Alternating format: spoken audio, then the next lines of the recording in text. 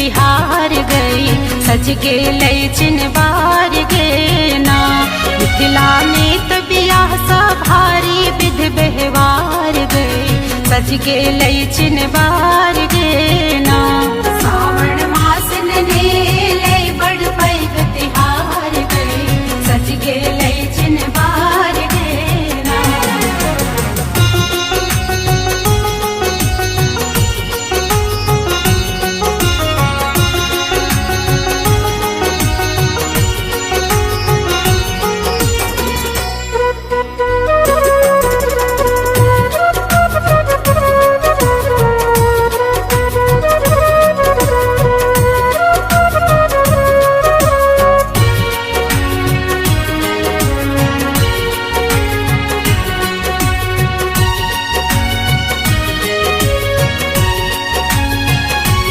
गेबै बिषहर के गीत, सिखबै बोले के संगीत, गेबै बिषहर के गीत।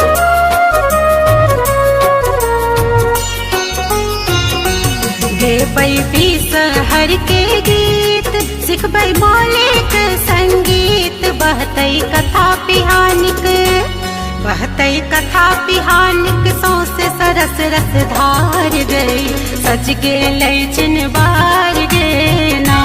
सावन मास नेलै बड़ पैघ तिहार गई, सज गेलै चिन्हवार गे ना।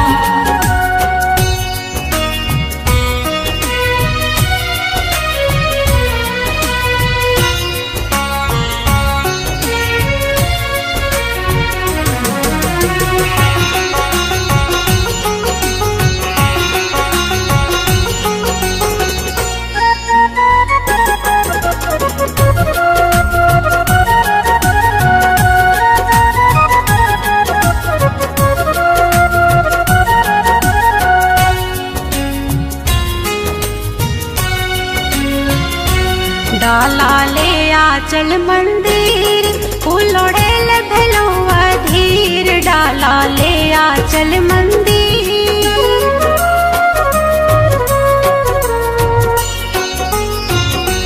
डाला ले आचल मंदिर, फूल ओढ़ेल भेलो अधीर, दुर्जो कतेक करै छै, दुर्जो कतेक करै छै, रच रच का श्रृंगार गई, सज गेलै चिन्हवार गे ना। सावन मास नेलै बड़ पैघ तिहार गई, सज गेलै चिन्हवार गे ना।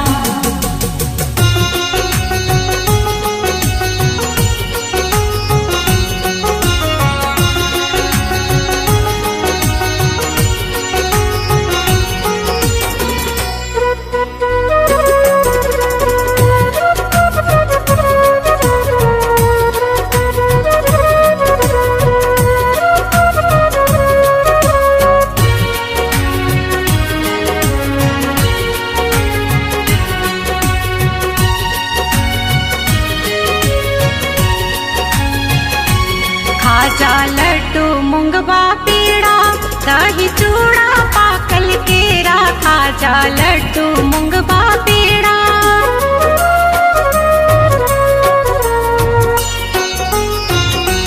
खाजा लड्डू मूंगबा पेड़ा, दही चूड़ा पाकल केरा, पूछन और कते की, पूछन और कते की सब एलै भार गए, सज गेलै चिन्हवार गे ना।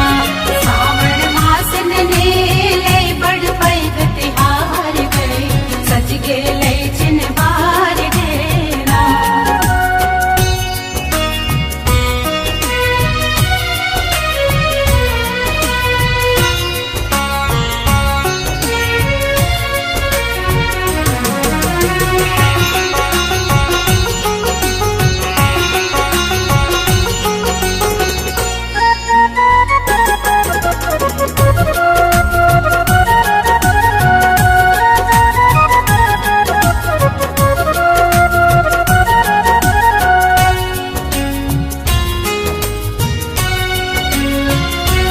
ठेहुन पर छै पानक पात, दर्शक काँपी रहलै गात, ठेहुन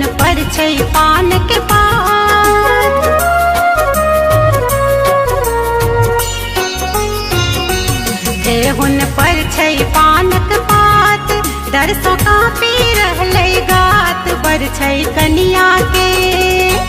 बरछै कनिया के टेमी दगाबै लेल तैयार गए, सज के लै चिन्हबार गेना। सावन मास ने ले बड़ पैग तिहार गए, सज के लै चिन्हबार गेना। मिथिला में त बियाह सा भारी विध व्यवहार गए, सज के लै चिन्हबार गेना। सावन मास ने ले बड़ पैग तिहार गए, सज के लै चिन्हबार गेना।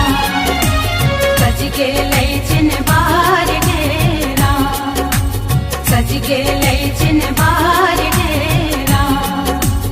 सज के लै चिन्हबार गेना, सज के लै चिन्हबार गेना।